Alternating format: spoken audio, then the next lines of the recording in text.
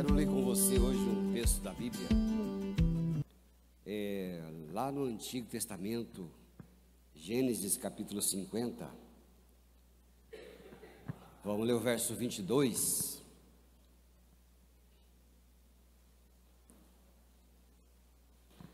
Gênesis capítulo 50, lá no versículo 22. Nós temos aqui uma coisa especial no livro de Gênesis. Diz assim: José habitou no Egito, ele e a casa do seu pai, e viveu 110 anos. Viu José os filhos de Efraim até a terceira geração. Também os filhos de Maquir, filho de Manassés, os quais José tomou sobre os seus joelhos. Disse José a seus irmãos: eu morro, porém Deus certamente nos visitará e vos fará subir desta terra para a terra que jurou dar a Abraão, a Isaque e a Jacó. José fez jurar os filhos de Israel, dizendo: certamente Deus vos visitará e fareis transportar os meus ossos daqui. Morreu José da idade de 110 anos, embalsamaram-no e o puseram num caixão no Egito. A vida de José é uma das histórias mais ricas que a gente encontra na Bíblia. Ele foi rejeitado pela sua família, pelos seus irmãos que estavam com inveja dele. Também José não ajudava muito, ele era muito metidinho. Aí atraiu para si a ira dos irmãos. Foi vendido como escravo, acusado injustamente, preso, mas também foi exaltado por Deus e colocado como governador do Egito. José teve os altos e baixos, né? Mas quando a gente chega aqui no final da história, o que mais impressiona não é o seu sucesso político, a sua posição que ele tinha de destaque, mas era a convicção espiritual que ele tinha, que manteve até o fim da vida. Aqui em Gênesis 50 que nós lemos, os últimos versículos sobre ele, que quando se aproxima ele da morte, ele não fala sobre os seus feitos do Egito, suas riquezas, as suas conquistas, mas ele fala de Deus e das promessas, da esperança futura e da sua visitação. Olha que homem crente, tinha tanto sucesso, tinha tanta história, era muito importante, mas no final da vida o que ele destacava não foram o sucesso, o nome, as coisas, mas o que ele destacava era a percepção espiritual que ele tinha, que ele deixava. E ele transmitia a esse povo essa fé duradoura, que ele sabia que não ia terminar no túmulo, mas ia levar para a eternidade. E aqui esse texto, ele mostra de forma bem clara as suas convicções. Vale a pena sim a gente prestar atenção em duas coisinhas que ele diz. Olha, lá no Gênesis 50 tem que você está aberto mesmo. Depois que ele está ali na hora da morte, no verso 24 ele diz: eu morro, porém Deus certamente vos visitará e fará subir da terra. Olha só o que ele diz: certamente. Isso é convicção, né, irmãos e irmãs? Convicção dele. E depois ali, mais embaixo, no verso 25, quando ele demonstra o desejo de ser levado do Egito, seus restos mortais, ele falou de novo: certamente Deus vos visitará e fará transportar os meus ossos daqui. Você viu que no último momento da sua vida, por 2 vezes ele diz, certamente Deus vos visitará. Isso é certeza, né? Isso é certeza de quem tem fé, de quem destaca o seu dom e a sua vontade de se relacionar com esse Deus vivo. Não eram as conquistas, não era o nome que o faraó tinha deixado tudo nas tuas mãos, mas ele fala ali da sua convicção.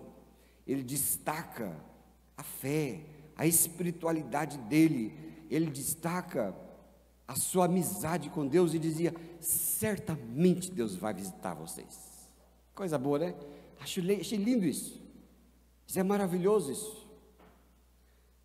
Quando ele diz, e ele tinha certezas. Eu não sei se você tem certeza na sua vida, a certeza como de José, a gente tem que ter essa certeza, de nos diferentes momentos que a gente vive, dizer, certamente Deus está comigo, cada dia, chega segunda-feira, você vai trabalhar, tem os desafios, você diz, certamente Deus está comigo. Você tem um desafio nessa semana, uma notícia diferente, mas você se lembra do seu Deus e diz, certamente Deus me visitará. Isso é poderoso, irmãos. Isso mantém uma pessoa serena, mantém uma pessoa tranquila em todas as situações. Olha, essa é a primeira certeza de José. Eu listei 4 certezas dele, desse texto.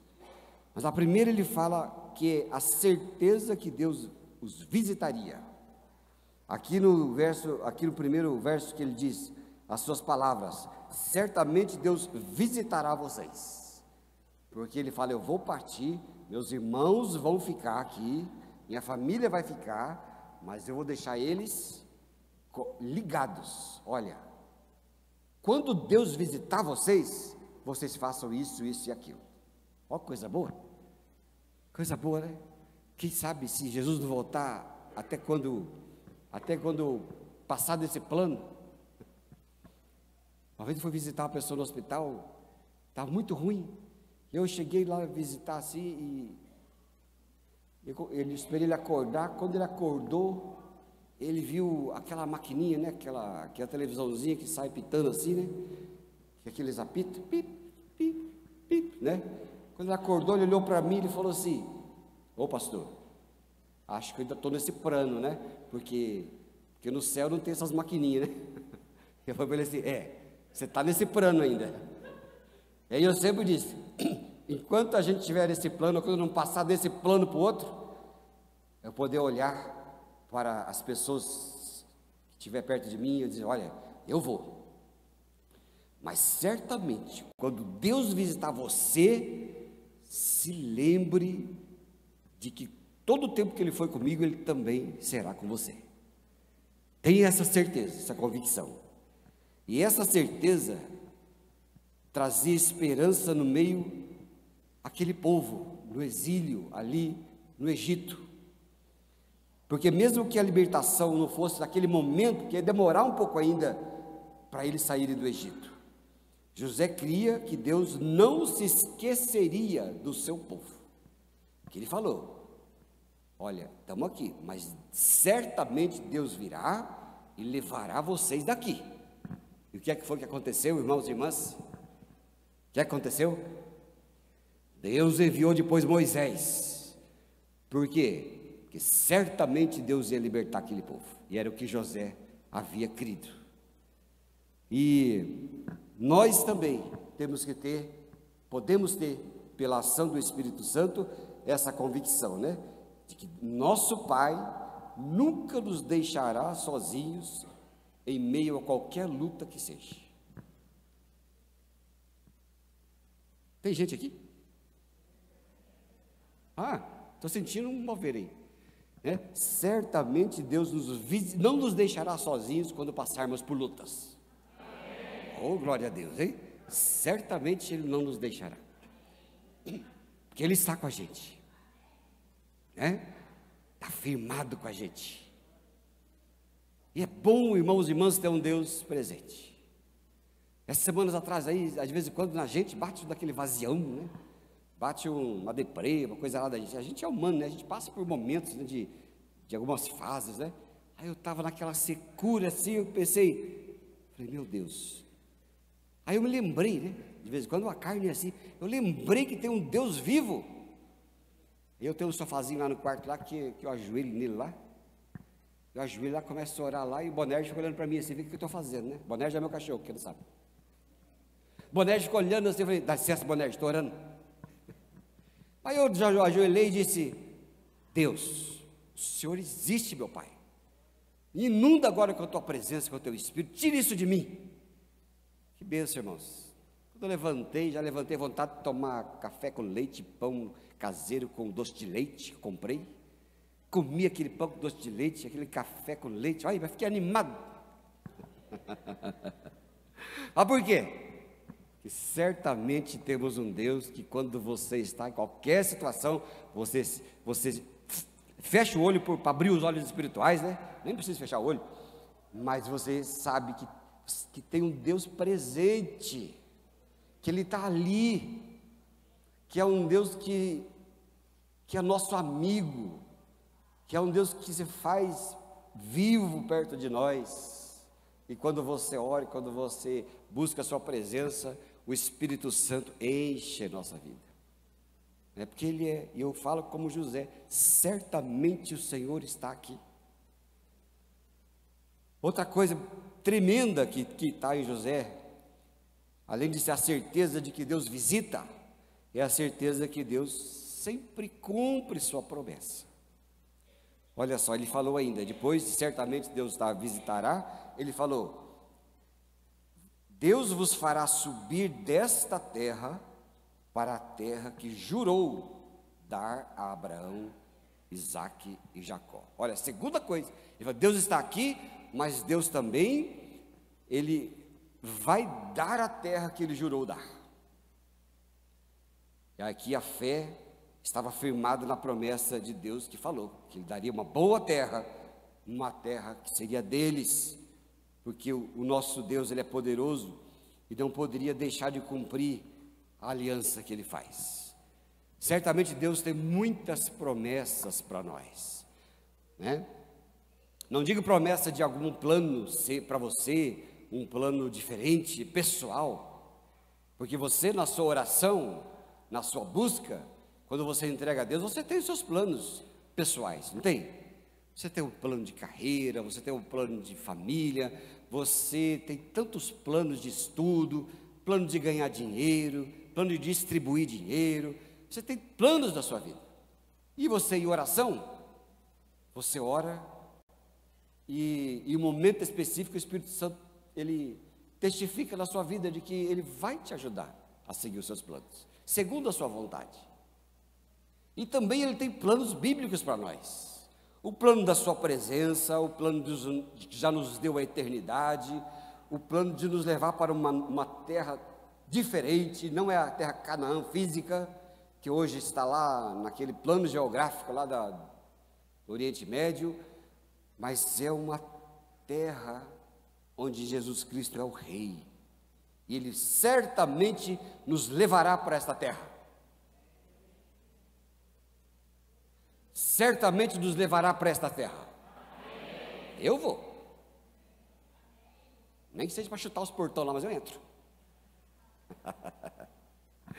Tinha um irmão que dizia para mim, pastor, eu vou entrar naquela terra. Se Deus quiser me receber, eu vou chutar as portas, não quero entrar. Eu falei, talvez pela sua fé de chutar as portas, ele até deixe você entrar. Mas aqui José entendia que a palavra do Senhor era imutável, ela não muda. Tudo que você encontrar na palavra dele de promessa, de vida, de força, pode ficar tranquilo, irmãos e irmãs, ele nunca mudará. Ele vai cumprir. Ele fala em determinado livro lá em Jeremias, que Deus vela pela sua palavra para fazer cumprir, assim como a chuva desce do céu, bate na terra e depois volta para o céu a água da chuva, quando ela bate, quando ela volta, ela deixou os seus efeitos na terra, e a terra brotará, e assim é toda palavra que sai da sua boca, ele vela para fazer cumprir. José não fixou a sua esperança nas riquezas, nos privilégios do Egito, mas no que Deus havia dito a seus pais, e na qual ele recebeu crendo. E essa convicção também deve ser a nossa, meus queridos. As circunstâncias podem mudar, o mundo pode parecer instável, mas a promessa do Senhor permanece de pé, né? Não importa o que aconteça nesta terra. Eu estava dando aqui aula para o pessoal antes do semestre. Ai, companheiro aqui, ó, Alexandre. O Alexandre aqui é lá de Tijucas do Sul. Ele é biju aqui do pastor Cristiano. E namora uma filha lá da Curitiba, lá que era minha ovelha.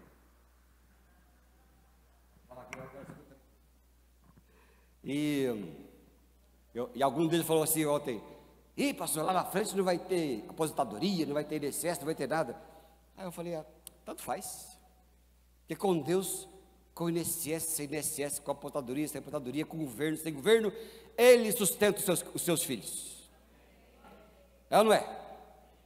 E o que é essa merreca de governo que dá para a gente, para aposentadoria, em vista de um Deus rico, poderoso, que faz o seu povo abundar em riquezas de trigo, de mel espiritual, dos seus cuidados. Quem crê assim vive feliz e tranquilo, irmãos e irmãs, sabia? Porque eu sempre digo que quem lida bem com o céu, descansa na terra, sabia? Diga assim: quem lida bem com o céu, descansa na terra. É isso mesmo. O sujeito vive aqui nesta terra, ele trabalha, ele faz, ele tem os seus planos, ele tem, né, os seus projetos, mas ele vai tranquilo, porque ele vai sabendo que Deus é com ele, no sucesso ou no não sucesso, ele sabe que Deus é com ele na orientação divina, ele sabe que Deus tem tudo sob controle, sua vida sob controle, e ele tira de letra essa vida nesta terra, porque ele está bem com o céu. Ele sabe que o céu é sua casa, o céu é seu lar, ele sabe que você é peregrino em terra estranha. Nós não somos desta terra, nós temos um rei que é o Deus riquíssimo, que distribui toda a sua riqueza, que diz a Bíblia lá: e o meu Deus suprirá todas as suas necessidades segundo a sua riqueza em glória, diz lá em Filipenses. E tira de letra esta vida. Vem notícia ruim, ele sabe que Deus está no controle. Vem morte, ele sabe que Deus tem tudo sob controle. Ele sabe todas as coisas. Coisa linda. Eu lembro daquela cantora, eu amo aquela cantora, ela já faleceu, a Ludmila Ferber. Quem já ouviu falar? Todo mundo, né? Amo. De vez em quando eu assunto minha mulher, ela fala assim: o que você está fazendo? Eu falo assim: estou falando com os mortos. Que isso, homem? Não, é que a gente lê o que os passados deixaram para a gente, né?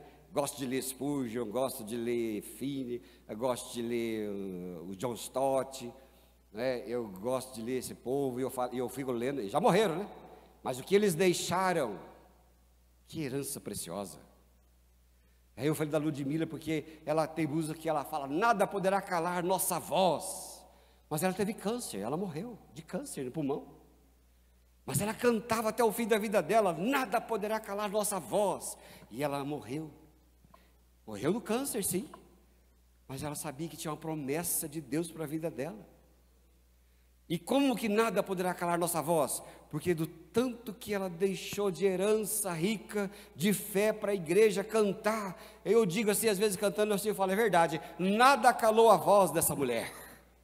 Porque ela canta até hoje para edificar a sua igreja. Amém? Quem lida bem com o céu, tira essa vida de letra, com emprego, com dinheiro, sem dinheiro, ele sabe que Deus vai suprir, ele sabe que Deus está na frente. Amém, amados? Ele é assim com a gente. Olha, José ainda tinha certeza de influenciar gerações. Olha só, José pediu que quando Deus libertasse Israel, olha só, vou ler lá no último verso, olha, verso 25. José fez jurar os filhos de Israel, dizendo: certamente Deus vos visitará, e fareis transportar os meus ossos daqui. Olha, José pediu que quando Deus libertasse Israel, eles não esquecessem dele. Ele falou: me leva daqui, porque eu não sou do Egito, eu sou da terra de Canaã, e eu vi essa terra, e Deus certamente levará vocês para esta terra, e eu quero ir junto. Simbolicamente, com suas ossadas, o seu caixão, a sua coisa, ele falou: eu quero ir junto. E ele queria ser lembrado, ele não queria ser lembrado como príncipe do Egito, como ajudante do faraó, como número 1 do mundo por muitos anos, mas ele queria ser sepultado em Siquém. Aí mostra José com a fé de um homem que pode influenciar gerações, porque depois os irmãos dele, a família dele pegaram ele e levaram conforme a promessa. E a geração de José andou e foi crendo no mesmo Deus. Irmãos e irmãs, quando você e eu temos certeza da presença, da ação e da vida de Deus em nós, as gerações virão atrás de nós. Amém? Aqueles que te conhecem irão atrás de você, seus filhos irão atrás de você, seus netos irão atrás de você. Eles vão seguindo os passos dos pais, porque eles veem em nós esse serviço, essa ação do Espírito Santo na sua vida, e eles querem isso também. Eu me lembro que quando minha filha, a Ana, ela está se formando agora, lá em Curitiba, esse ano, aí vem morar em casa, louvado seja Deus. Primeiro ano que ela estava na faculdade lá em Curitiba, na classe, um monte de alunos, aquela bandeira de gente, e por muitos meses convidaram ela: vamos para o barzinho, ela: não quero. Um dia ela chegou e falou assim: pai, eles me convidam tanto, eu estou ficando uma crentezinha chata, pai, eu preciso ir um dia. Eu falei para ela, falei assim: filha, vai, filha, eu nunca disse para você não ir, vai com eles lá e olha lá. Ela foi. Quando ela chegou lá, começou lá aquele ambiente todo, o ambiente não era para ela. Tinha muita gente bebendo, muita gente quase sem roupa, uma coisa arada. Ela só não se sentiu bem, ela não foi lá para botar reparo, porque a gente não é chamado para isso, né, irmãos e irmãs? Nós não somos chamados para ser aqueles crentes chatos, né? Aqueles crentes ranzinza. Não, nós somos chamados para testemunhar do Deus vivo, só isso. E chegou lá, ela não gostou nada disso. Depois de um tempo ela foi embora, chamou o Uber lá e foi embora. Outro dia ela falou assim: pai, eu fui lá, eles me viram lá, eu tomei um Guaraná lá e aquilo não é para mim não, nunca mais foi. Porque ela gosta mesmo de ficar na igreja. Não é porque eu obriguei ela a ficar na igreja, nenhum das minhas filhas foram obrigadas a ficar e ir em igreja.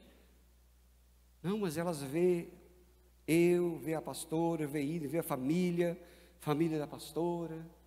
Não é? Quando tem o Natal em casa, aqueles cânticos gostosos de Natal, de nasce Jesus, ele veio, é o ambiente. José e os filhos deles foram ir junto, levaram os ossos e foram enterrar José em Siquém, porque José também tinha a certeza de que a fé influencia gerações. Todo mundo olha para você, né? Todo mundo olha para mim. A convicção de José deixava esse testemunho visível.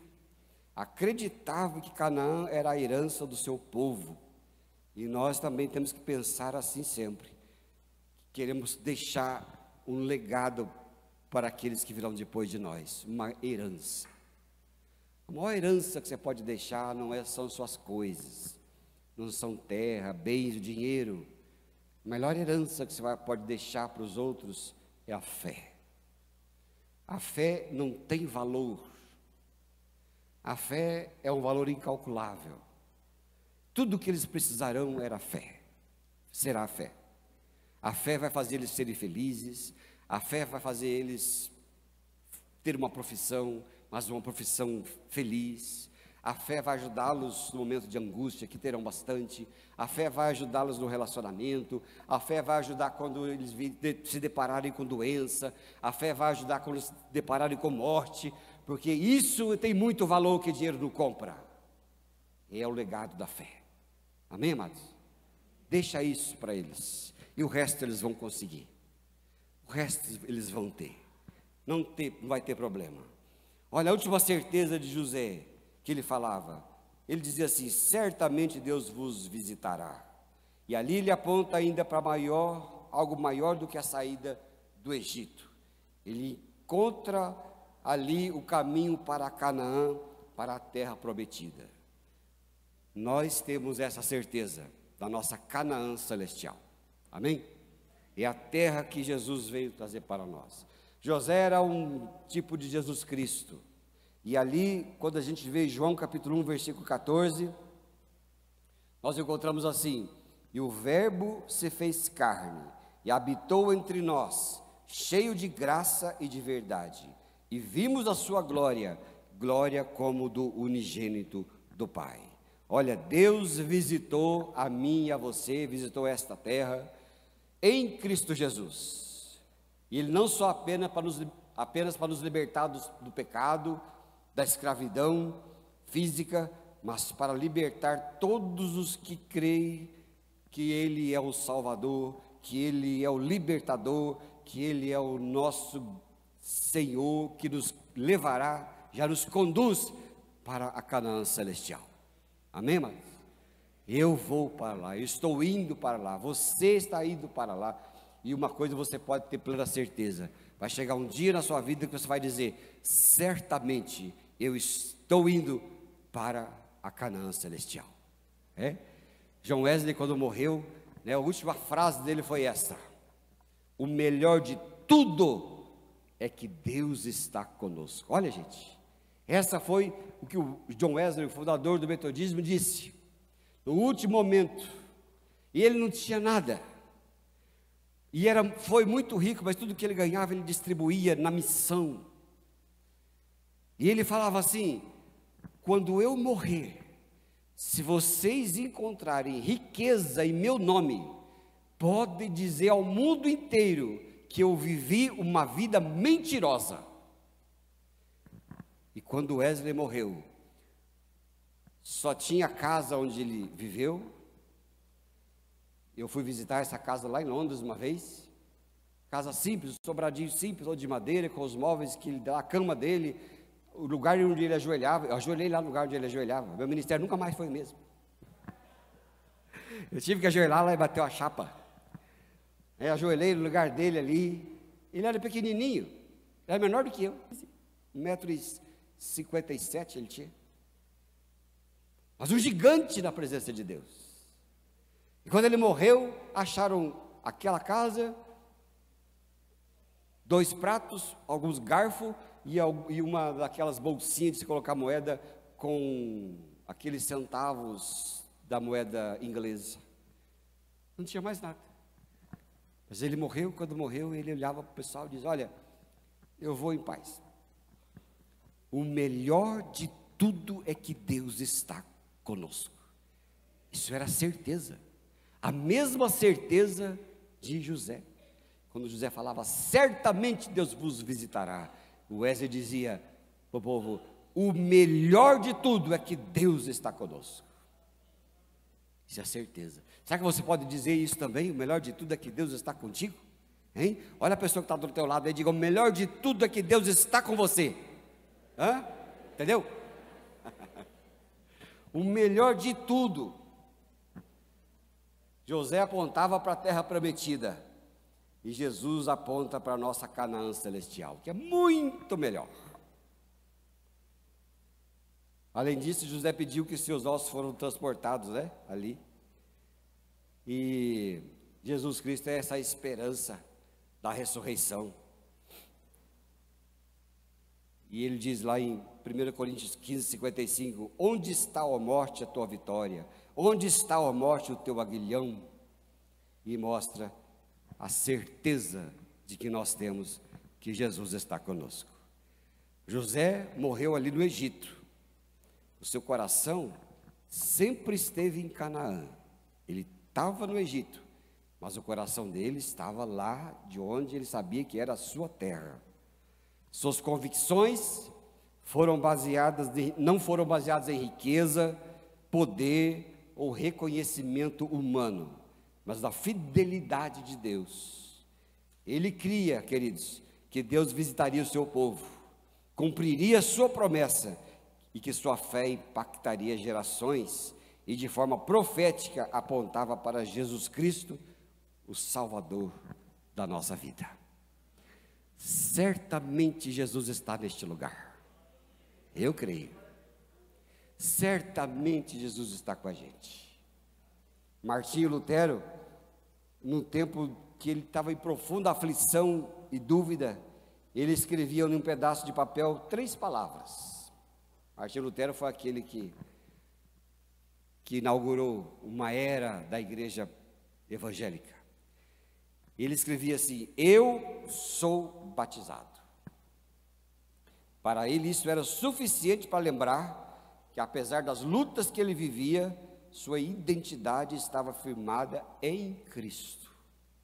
E nenhuma circunstância poderia apagar a promessa de Deus na sua vida. Nenhuma circunstância pode apagar a promessa de Deus na nossa vida. Amém, amados? Esse é o Deus que nós cremos. Amém? Quero orar com sua vida. Quero orar com você. Que nesta noite você possa dizer: certamente Deus está comigo. Amém? Convidar aqui os nossos irmãos aqui. Não sei qual situação você vive, mas uma coisa eu sei, que certamente Deus está com você. Eu não sei se você passa por um momento de dúvida, de luta familiar, se você passa por um momento de incerteza na sua vida, se você passa por um momento de falência, mas uma coisa eu sei e Deus sabe: certamente Deus está com você e você deve entregar nas suas mãos essa confiança, para que Ele opere na sua vida. Amém, irmãos?